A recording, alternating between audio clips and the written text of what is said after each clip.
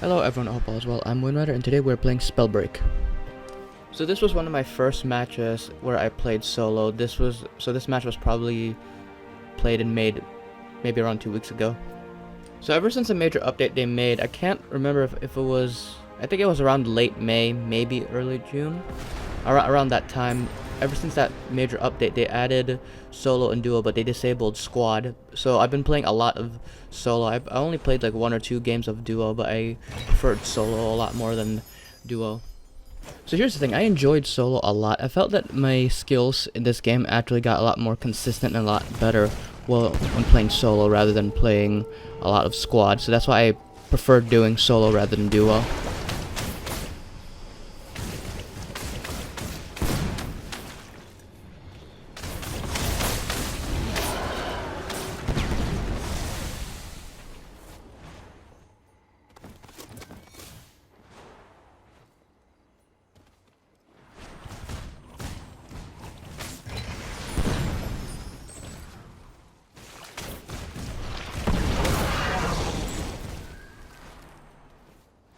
Also, I do apologize again because there were some random cuts once again with the native PS4 recorder. So you'll see some random cuts like that during this gameplay.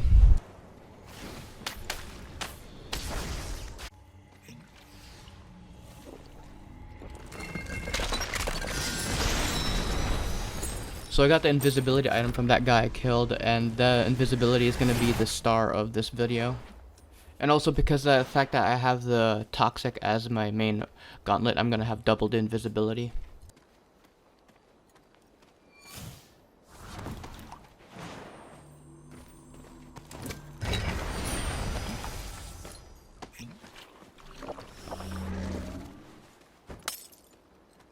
So I'm just going to fast forward here a little bit.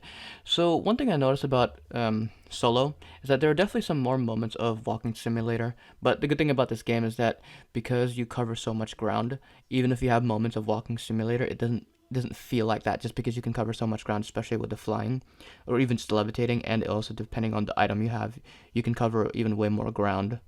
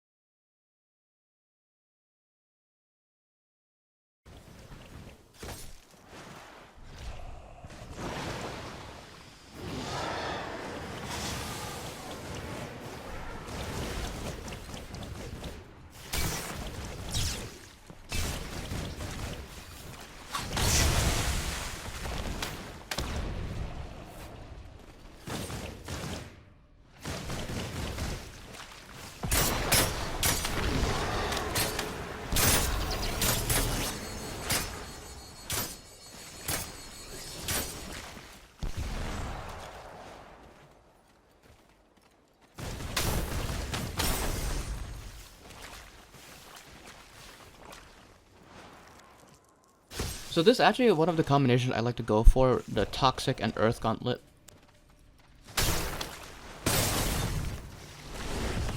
I only like to use this combination though if I have the Toxic as a primary, because if I have it as a secondary, the Toxic Ground won't work. So for people who are newer to the game, the Toxic Ground will do damage, but it also slows people down. So one of the things I like to do is to throw the Toxic. If I can't hit them directly with the Toxic, I like to throw it around on the ground or anticipate where they're going to be stepping. So that way when they step on it, not only will they receive, smaller amount of damage, that will actually slow them down, and then that will give me the opportunity to hit them directly with the Earth Gauntlet Shockwave.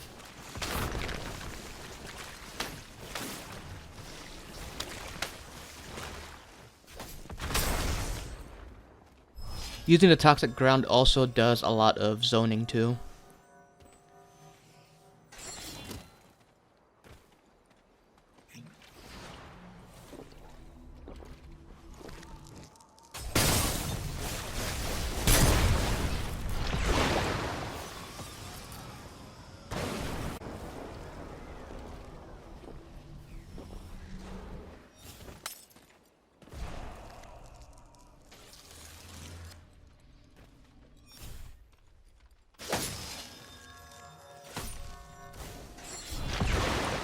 The circle was already closing, so I didn't really want to try fighting this guy because the blue circle is actually really close.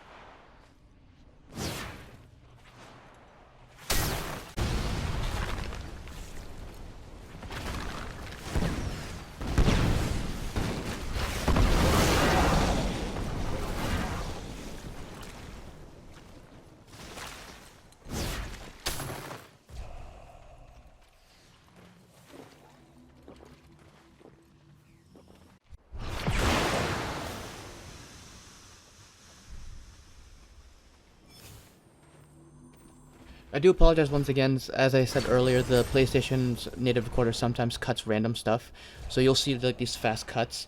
Normally when I cut and put scenes together, I usually like to fade it.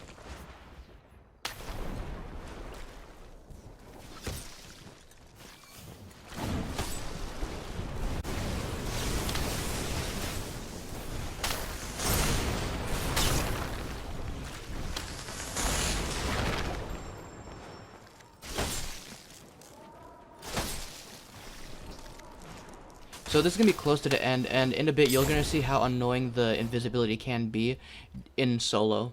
So personally, I found a lot more success using the invisibility during solo rather than doing squad. It's mostly because usually when I'm using the invisibility, I like to use it to sneak up on people.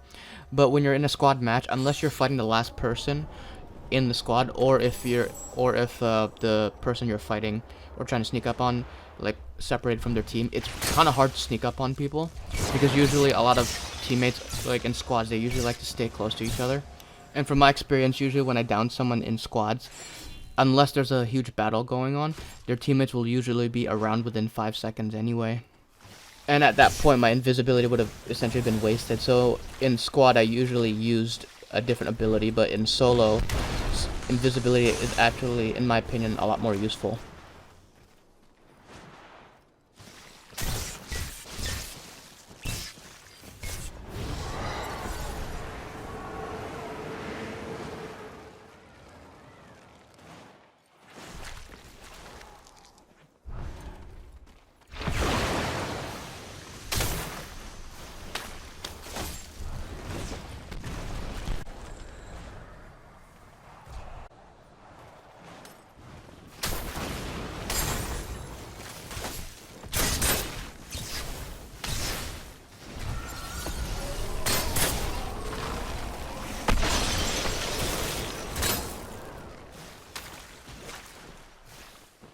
Also, by the way, this last opponent also had invisibility.